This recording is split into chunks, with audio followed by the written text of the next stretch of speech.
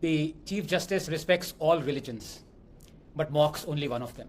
Because even he knows, had he taunted an aggrieved Muslim pleading for a damaged mosque to be restored, go ask your Allah to do something, chances are he'd have met the same fate as that of the Vishnu idol. It is easy to abuse and mock Hindus. They don't behead transgressors. But let this episode not make you believe that the Supreme Court is acting against the Hindus for the first time. Let me give you clear-cut instances, Rahul, where the Supreme Court, in overlooking as well as overseeing blatant discrimination against the Hindus, not only seeded resentment, it stoked the possibility of religious wars in this country. Kashmiri Hindus. Supreme Court refused to reopen the cases of criminality in 1990 against the Kashmiri Hindus, saying, quote, that too much time had elapsed.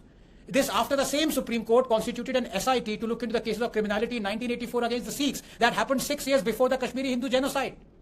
If this is not seeding resentment among Hindus and stoking religious wars, what is? 2. Waqf Act. For 30 years, the Supreme Court never found illegal an act that gave Muslims the power to claim any property as their own, that allowed them to annex any land housing a functional mosque, allowing Muslims to usurp 20 lakh acres in the last 10 years.